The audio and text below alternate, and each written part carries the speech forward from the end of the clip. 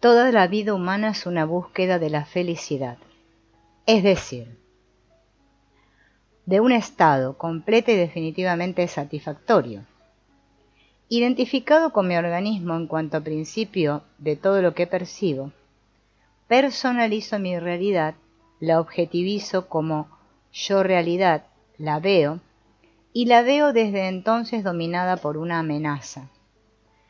Quiero eliminar esta amenaza, lucho contra ella y espero triunfar. Quiero la agitación de esta lucha, no por ella misma, sino para alcanzar el descanso. La felicidad que persigo es precisamente este reposo. Seré feliz cuando haya acabado con la lucha al destruir al enemigo. Mientras éste todavía exista, lo que llamo a veces mi felicidad no es más que mi esperanza de la felicidad. Es solo un estado momentáneo en el que tengo la impresión de que mi triunfo definitivo es posible en un futuro cercano. Pero, como el de la muerte, está el problema de la felicidad, que es un problema insoluble porque lo plantea mi mente de manera ilusoria. Mi organismo es ciertamente vulnerable y está rodeado de cosas particulares que pueden nutrirlo. Pero cuando mi intelecto generaliza esta situación particular, cuando la absolutiza al crear un yo realidad sobre la que se cierne una amenaza, cuando plantea así la visión de un conflicto entre el ser y la nada, fabrica un problema ilusorio. Ningún conflicto manifiesto puede acabar con esta disputa metafísica sin realidad. Mi enemigo renacerá indefinidamente de sus cenizas, puesto que la visión del yo triunfante supone un no yo superado pero siempre existente. Cuanto más lucho contra el no yo en función de la visión que lo implica, más confirmo esta visión y por lo tanto este no yo. Así, mi combate se engendra a sí mismo. Mis esfuerzos por resolver el problema de la felicidad agravan el enigma. Mi persecución se alimenta de los pasos que he dado. Soy como un hombre con el cuerpo peligrosamente inclinado que corre para no caerse. Corre persiguiendo su centro de gravedad, pero este centro se desplaza con él y así es que corre persiguiéndose a sí mismo.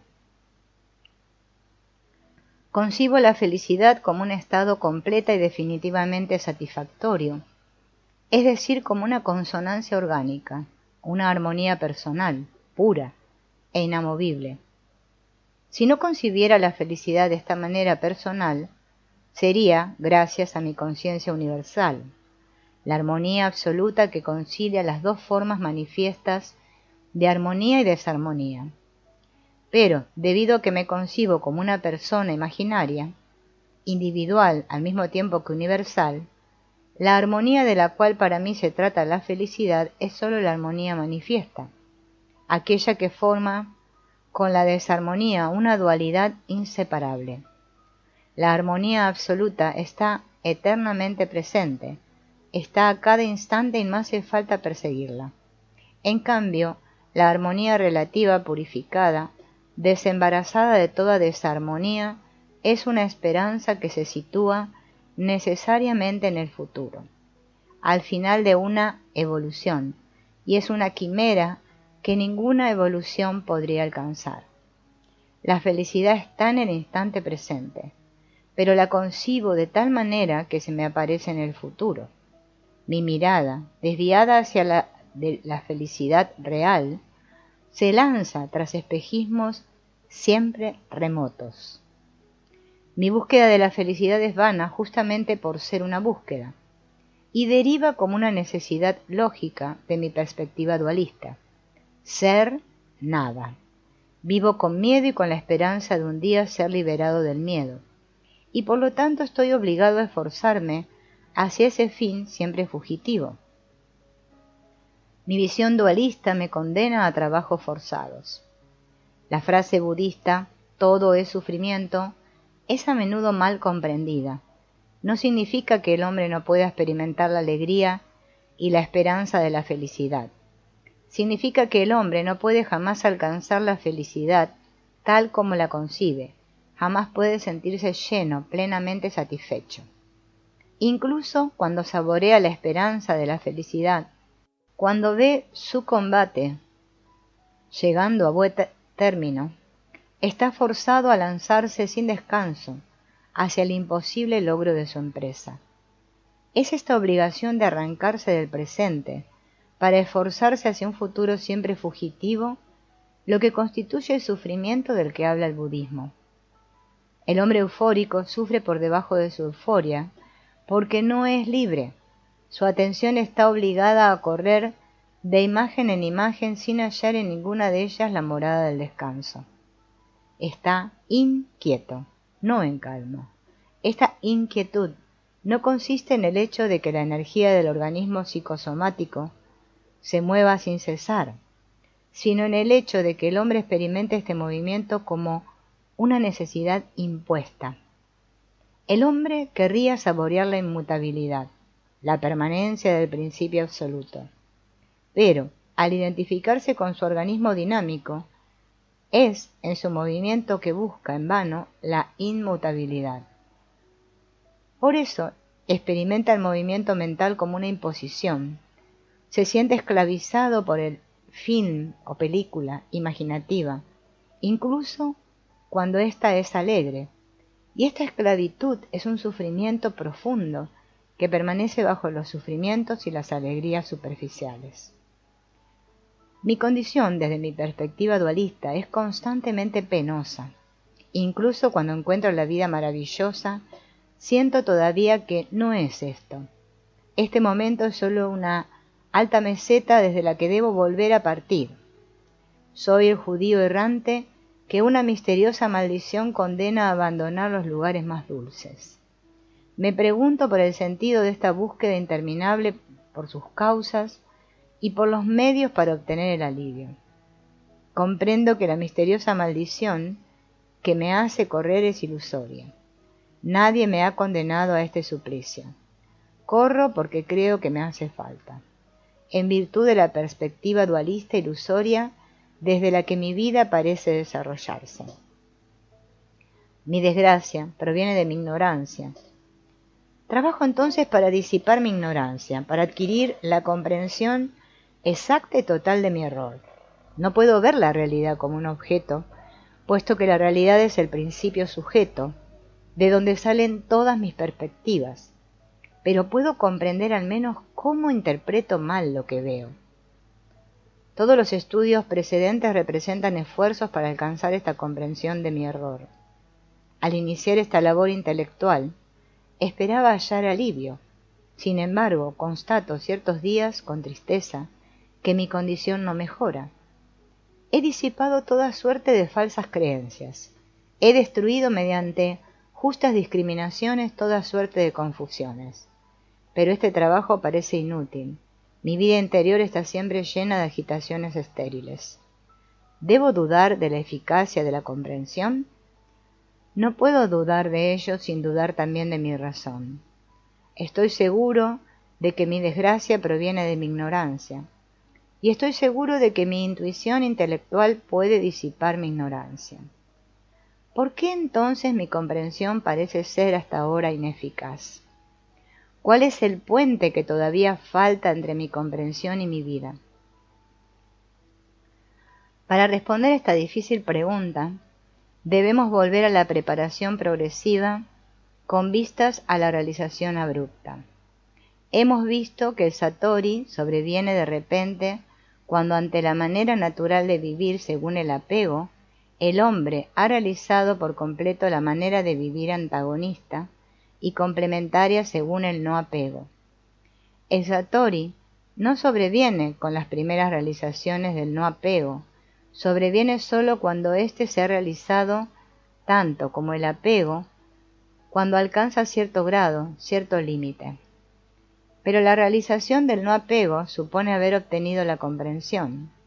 Y aquí también no basta que haya comenzado a adquirir la comprensión, ni siquiera que haya adquirido una gran parte de ella, para que pueda empezar a contratrabajar interiormente. Aquí también hace falta que mi comprensión esté consumada, que haya alcanzado el límite necesario. La vida del hombre que alcanza el Satori se divide en 4 fases. En una primera fase, este hombre edifica su organismo psicosomático. Vive según el apego y acumula así en su memoria cierto material experiencial. En el transcurso de esta primera fase, experimenta el sufrimiento de su condición, cuando este sufrimiento ha alcanzado cierto límite. Se da cuenta de que su condición le supone un problema. Entonces reflexiona y entra así en la segunda fase, o fase de la comprensión. Hace trabajar a su intelecto con sus funciones intuitiva y lógica hasta que su comprensión alcanza cierto límite. Una vez obtenido este límite, comprende la utilidad del no apego y sobre todo en qué consiste su práctica. Entra entonces por esa vía en la tercera fase, donde realizará el no apego, fase donde la vida interior se apacigua poco a poco.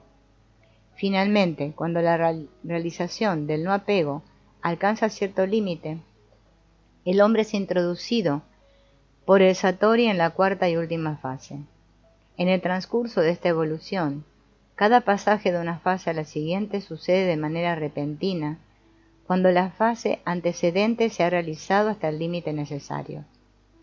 El punto que nos interesa, sobre todo en este momento, es el pasaje de la fase de comprensión teórica a la siguiente, aquella en la que realizaremos el no apego. ¿En qué consiste este límite, ante el cual nuestra comprensión es insuficiente, para que comience el contratrabajo, apaciguador, y que una vez alcanzada nos permitirá cosechar lo que hemos sembrado?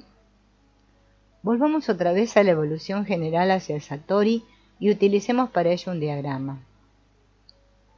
Este diagrama muestra 3 planos superpuestos, 3 planos circulares incluidos en un cono con un eje central.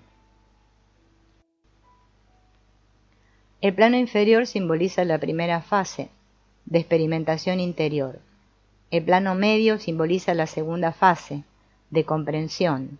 El plano superior la tercera, de no apego. El eje central que une los 3 planos simboliza el estado de Satori que integra la totalidad del ser humano.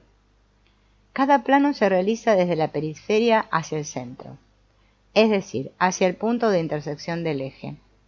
La evolución del hombre en este diagrama se puede ver como una corriente realizadora que comienza a funcionar en la periferia del plano inferior. Si el hombre está dotado de una sensibilidad ideal suficiente, esta corriente llega un día al centro del plano inferior, entonces salta por el eje central al plano medio y va a ubicarse a la periferia. A medida que se realiza un trabajo correcto de comprensión, la corriente converge hacia el centro de este plano. Si el sujeto está dotado de una intuición intelectual suficiente, si encuentra y reconoce la enseñanza justa, un día se alcanza el centro y la corriente realizadora salta al plano superior, plano del no apego, y va a ubicarse a la periferia. A medida que se realiza el no apego, la corriente converge hacia el centro, y si lo alcanza, ocupa enseguida y para siempre la totalidad del eje central, Satori. Gracias a este diagrama, puedo imaginarme cómo se efectúa mi trabajo de comprensión. En el transcurso de mi búsqueda intelectual tengo de hecho la impresión de que mis esfuerzos se dirigen hacia un centro. Giro en torno al problema de mi condición, lo observo desde todos los ángulos posibles, lo rodeo. A veces en mi impaciencia he intentado un movimiento directo hacia el centro, pero en vano, porque ciertas zonas periféricas todavía no estaban exploradas. Cuanto más me acerco al centro, más generales y simples son mis visiones intuitivas, más esenciales. Un día presiento que ya no estoy alejado de una comprensión final, que resumirá todas las visiones acumuladas en mi mente, y me introducirá al final en la calma progresiva del no apego. Al igual que existe en los animales superiores una zona del sistema nervioso central que controla todas las funciones orgánicas, existe en nuestra comprensión una visión que integra todas nuestras visiones. Si no fuera así, podría dudar de que mi trabajo intelectual fuera a tener fin. Si no hubiera una jerarquía en mis descubrimientos intuitivos sobre mi condición, mi comprensión jamás podría llegar a término. En conexión con mi evolución personal hay una jerarquía en las visiones que obtendré. Hay una visión última que me permitirá dejar la reflexión intelectual y dedicarme a la realización del no apego. La búsqueda se trata de comprender no solo ya que mi desgracia proviene de mi ignorancia, ni las interpretaciones ilusorias que de allí se derivan, sino qué mecanismo psicológico íntimo gobierna esencialmente mi vida en la ignorancia. Se trata de descubrir la articulación que existe entre mi ignorancia teórica y mi vida práctica. Si lo logro, habré descubierto al mismo tiempo la articulación que necesito entre mi comprensión teórica y mi vida práctica. Mi ignorancia se traduce en una falsa perspectiva, en una falsa visión. Se traduce, pues, esencialmente en mis fenómenos interiores, en una actitud que me orienta y me hace mirar en cierta dirección en la que quedo fatalmente atrapado por la ilusión de la perspectiva dualista. La articulación que une mi ignorancia a mi vida consiste en cierta orientación de mi ser, es decir, puesto que me identifico con mi conciencia intelectual formal, en cierta orientación de mi atención intelectual. Toda mi desgracia proviene del hecho de que la mirada de mi conciencia intelectual está polarizada y matada en cierto sentido. Mi apego consiste en la pasividad de mi atención ante esta atracción. El no apego consistirá en equilibrar mi mirada intelectual al desarrollar una imantación antagonista y complementaria. Nos abocaremos entonces a estudiar el funcionamiento de nuestro pensar y el fenómeno de la atención para comprender con claridad de qué modo nuestras posibilidades intelectuales están ya realizadas y de qué modo no lo están. Esta comprensión es necesaria para descubrir la técnica del contratrabajo interior, capaz de ultimar la realización de nuestra naturaleza humana. Este estudio se debe emprender desde un ángulo estrictamente general, debe englobar toda la arquitectura del ser que se manifiesta en el hombre. Partiremos para ello del gesto, de esta acción elemental a la cual conduce la estructura de nuestra máquina. En efecto, hemos demostrado que la anatomía y la fisiología humanas en su conjunto convergen hacia la acción y que el gesto representa la función última de nuestro organismo. El gesto resulta de la contracción de fibras musculares. La fibra muscular, este agente ejecutor, es controlada por una célula nerviosa situada en la médula espinal que emite una larga prolongación que viaja hasta el músculo en un nervio. El conjunto de las células nerviosas que controlan la contracción de los músculos constituye lo que llamaremos la instancia nerviosa inferior. Esta instancia nerviosa inferior activa directamente la contracción muscular, es decir, que su actividad provoca esta contracción. Por encima de esta instancia existe una instancia nerviosa superior. Es un conjunto de células situadas en la corteza cerebral, células corticales, que emiten fibras que las unen con células medulares, cuya actividad controlan. Cada célula medular es controlada por una célula cortical, y este control es de tipo inhibitorio, es decir, que la actividad de la célula cortical provoca la no actividad de la célula medular, mientras que la no actividad de la célula cortical permite la actividad de la célula medular. Por lo tanto, mientras que la célula medular gobierna la contracción muscular, la célula cortical gobierna por inhibición de la célula medular la descontracción muscular. Cuando todas las células corticales están en actividad, todas las células medulares están inhibidas y toda la musculatura está en reposo. Si todas las células corticales estuvieran inactivas, todas las células medulares estarían en actividad y toda la musculatura estaría en contracción durable, en contractura. ¿Qué sucede ahora durante un gesto voluntario? A cada instante de este gesto, ciertas fibras musculares se contraen, mientras que las otras están en reposo. Esto es porque ciertas células medulares están activas, mientras que las otras están inhibidas. Y esto es porque ciertas células corticales están inactivas, mientras que las otras están activas. ¿Cómo se produce esta situación? Supongamos que estoy acostado en el sofá con los brazos al costado del cuerpo. Me descontraigo por completo. Todos mis músculos están en reposo. Y en este momento todas mis células medulares están inhibidas por mis células corticales, todas activas.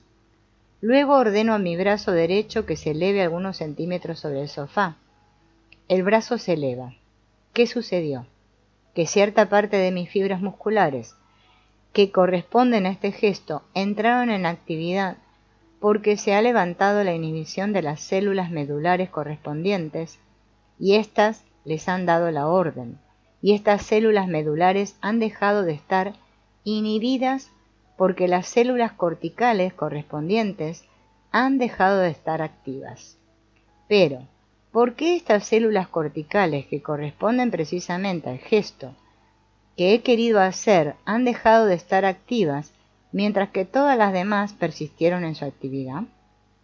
Debemos suponer que la instancia nerviosa superior, esta instancia que supera y controla la instancia inferior, es a su vez superada y controlada por otra instancia, que llamaremos instancia psicomotriz, que no tiene soporte material visible en el microscopio. Cuando consideramos una única fibra muscular controlada por una única célula medular, controlada a su vez por una única célula cortical, esta última parece ser suficiente para explicar la contracción voluntaria. Provoca esta contracción al dejar de estar activa. Pero cuando consideramos un gesto durante el cual un gran número de fibras musculares se contraen mientras que las demás permanecen en reposo, se vuelve evidente que la no actividad de varias células corticales correspondientes requiere una explicación. Se vuelve evidente que esta no actividad depende de un control superior que funciona también de modo inhibidor. Cuando elevé voluntariamente el brazo, la instancia psicomotriz inhibió las células corticales correspondientes a este gesto y liberó así la actividad de las células medulares que controlaban las fibras musculares. Podemos representar esta disposición en un diagrama.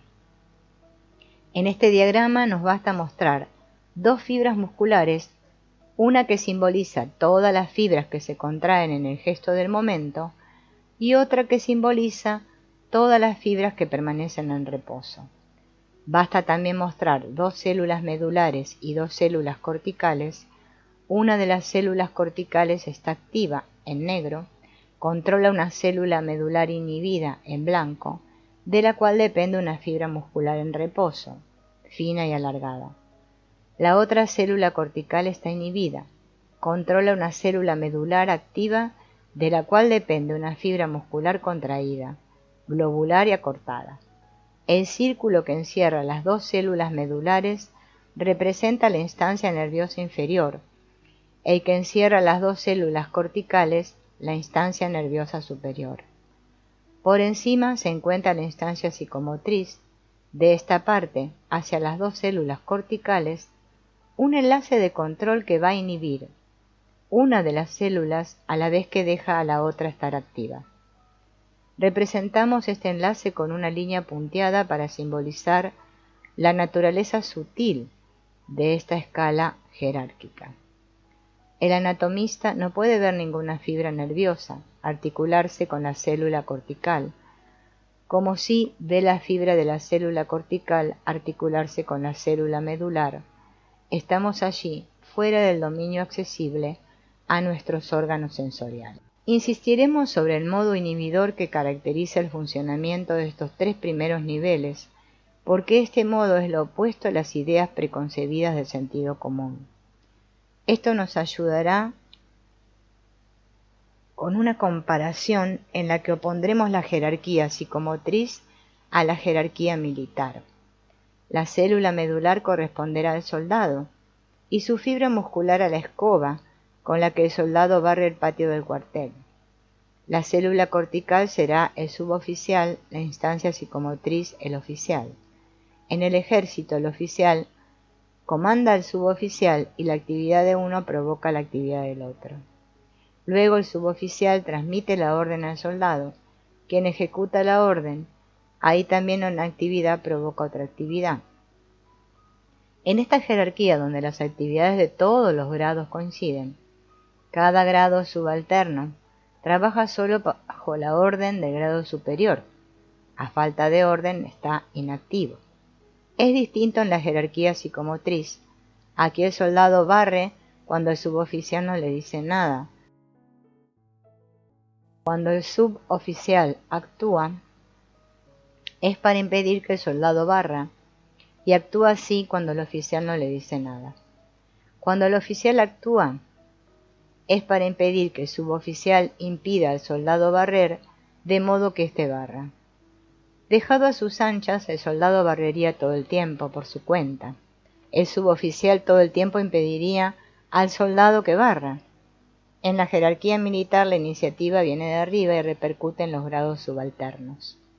En la jerarquía psicomotriz, cada grado subalterno tiene su iniciativa constante y el funcionamiento efectivo de esta iniciativa está inhibido por el funcionamiento de la iniciativa superior. A la iniciativa de la instancia medular corresponde la contracción involuntaria, la contractura, el calambre. A la iniciativa de la instancia cortical corresponde la relajación voluntaria. A la iniciativa de la instancia psicomotriz corresponde el gesto voluntario. Volvamos a la instancia psicomotriz. Su funcionamiento se traduce en la concepción imaginativa del gesto hacer. Pertenece a la manifestación sutil, a la psiquis. Pienso, por ejemplo, dibujar en el aire con el dedo índice las curvas de una S mayúscula. Concibo mentalmente la imagen de la S, y esta es una operación puramente psíquica. Luego decido hacer este gesto y mi índice lo realiza. Remarquemos que el gesto se realiza sin que yo deba preocuparme lo más mínimo de cómo se hará. Si pienso en ello, me doy cuenta de que los fenómenos neuromusculares que han realizado el gesto han sido de una fantástica complejidad. Cada punto del recorrido correspondió a la contracción de una multitud de fibras musculares y a la descontracción de una multitud de otras fibras. A cada instante, la distribución de fibras contraídas y fibras descontraídas se vio modificada. La ejecución del menor gesto es, propiamente hablando, un milagro, si por milagro entendemos el hecho de provocar cierta modificación del universo sin saber cómo se realizó esta modificación. No solo no necesito saber cómo se realizó el gesto cuya imagen concebí y que ordené que se realizara, sino que mi conciencia no puede jugar el menor papel en la ejecución de lo que ordena.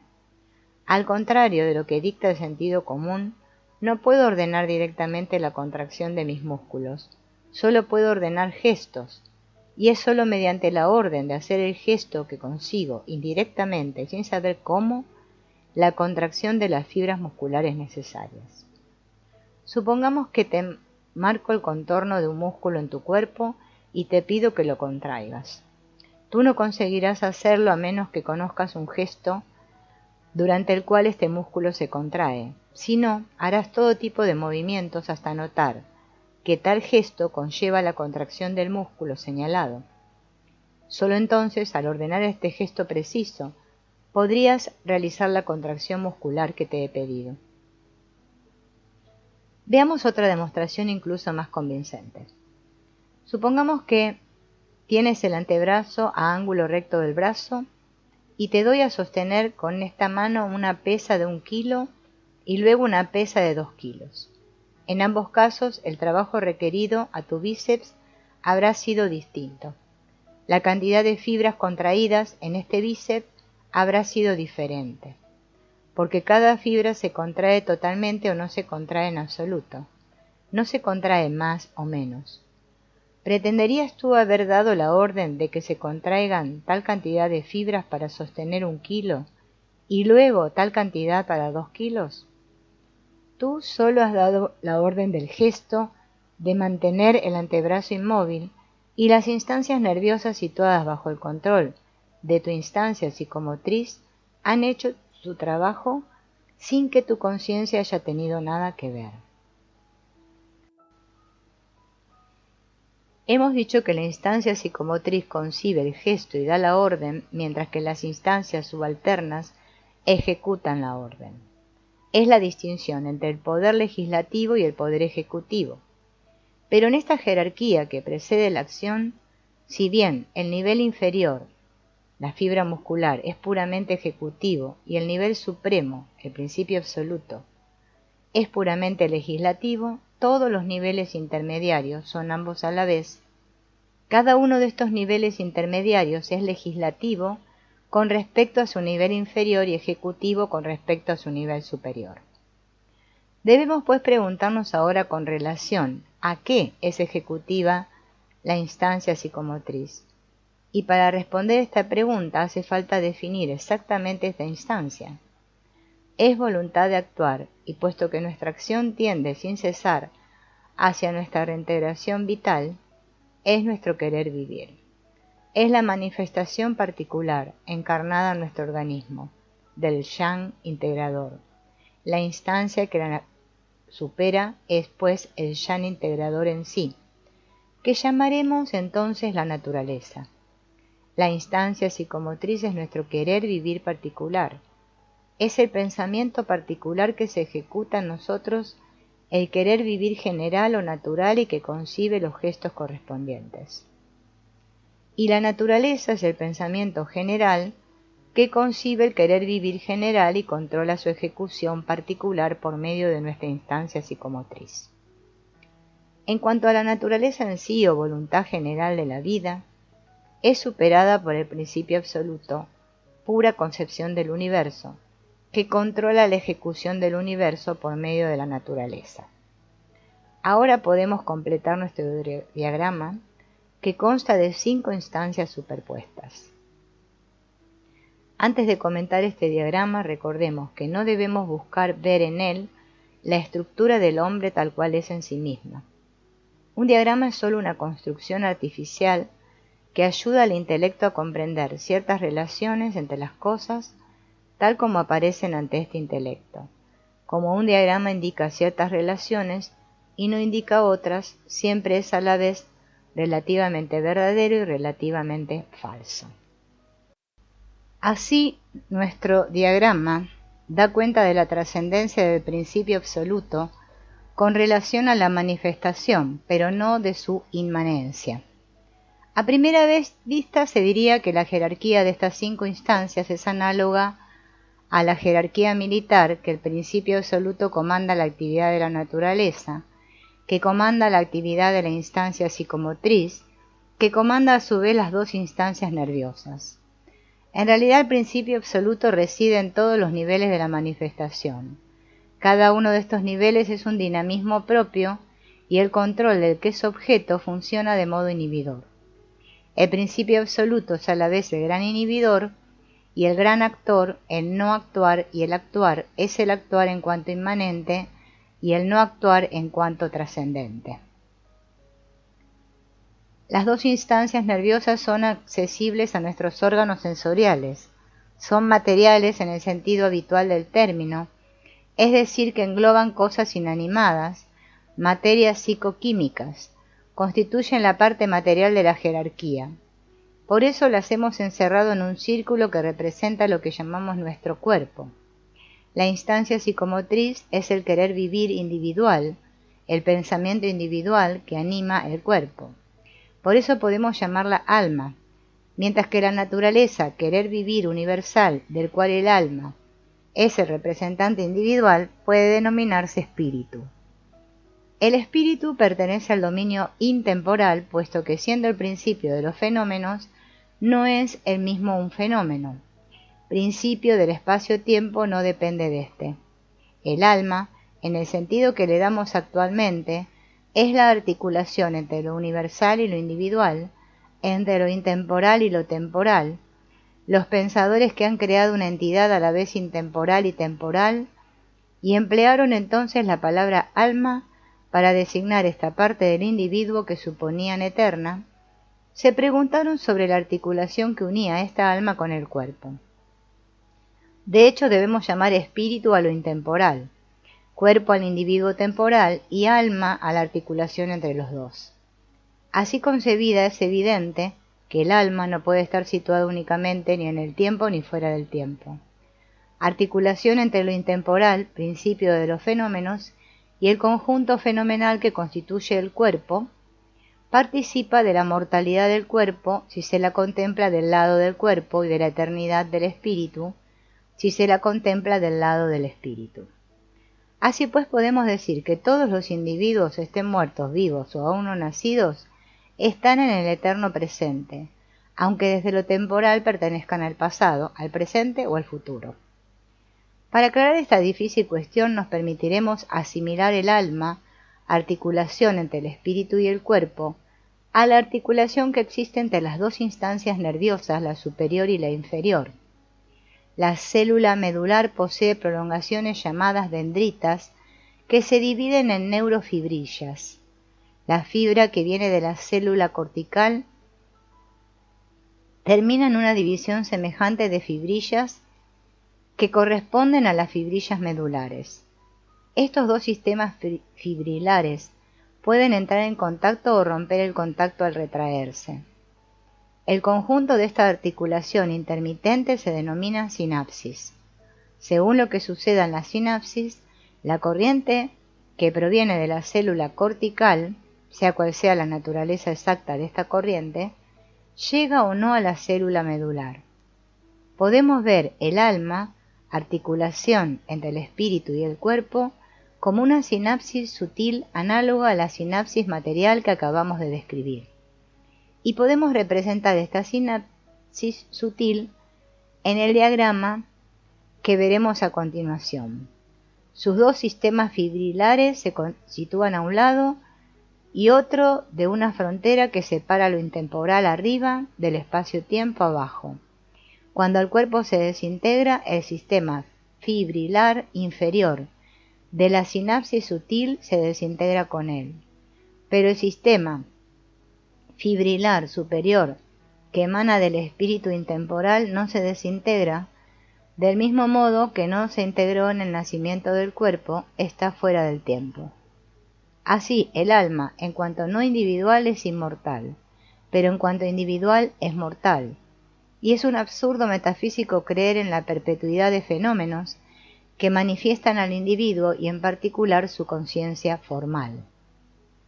La asimilación de la instancia psicomotriz a una sinapsis también tiene la ventaja de mostrarnos que no constituye, propiamente hablando, una instancia autónoma, es sólo el aspecto que toma, para nuestra mente, la instancia, naturaleza, en cuanto se manifiesta en un individuo particular.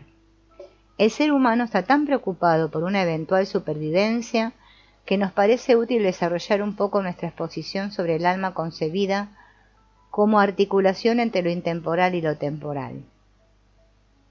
En primer lugar, estudiemos con mayor detalle la naturaleza de las relaciones entre los diversos niveles de la jerarquía psicomotriz. El trabajo de un nivel dado depende en su manifestación de los niveles inferiores a él, pero no depende de ellos en su funcionamiento. Si las células medulares que corresponden en mí a cierto gesto han sido destruidas por el virus de la poliomielitis, las células corticales pueden concebir este gesto. La concepción no depende del nivel medular en su funcionamiento, pero el gesto no se puede manifestar.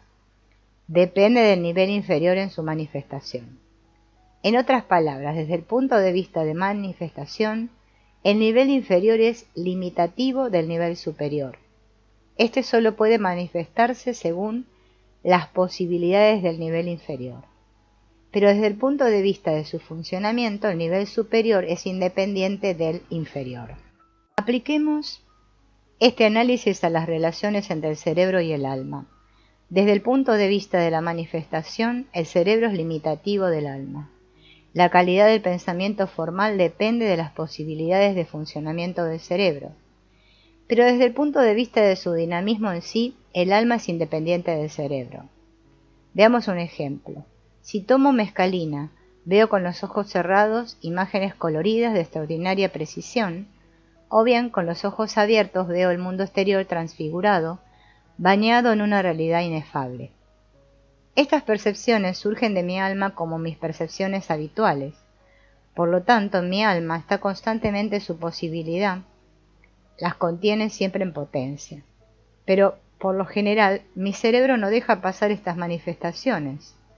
Los límites que impone a mi alma excluyen tales visiones. Las modificaciones psicoquímicas engendradas por la mescalina son necesarias para que mi cerebro deje de frenar estas imágenes. Las visiones de la embriaguez mescalínica dependen del cerebro, pero no su principio, el alma, que es su fuente. Las contenía antes de mi embriaguez y sigue conteniéndolas luego. El dinamismo propio del alma no depende del cerebro. Un hombre está en coma, su cerebro reduce a cero la manifestación del alma. No hay ningún fenómeno consciente, pero el alma, en su dinamismo en sí, no está nada afectada por este estado del cerebro. Supongamos ahora que este hombre pasa del coma a la muerte. Su cerebro ha dejado de funcionar definitivamente. La manifestación consciente del alma en este hombre individual es definitivamente imposible.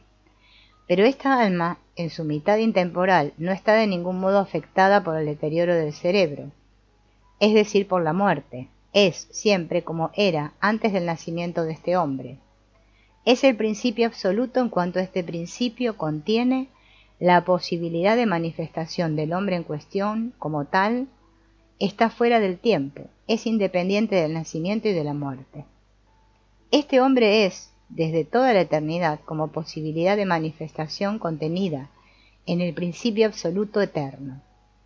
Esta posibilidad se actualiza entre el nacimiento y la muerte, pero ella es eternamente más allá de los límites de esta actualización temporal. Este hombre que acaba de morir es siempre, aunque ya no exista como era siempre antes de nacer.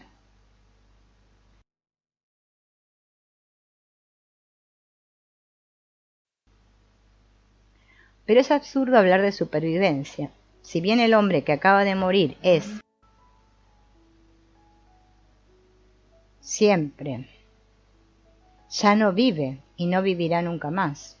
La vida es la manifestación individual, supone la reintegración continua del organismo.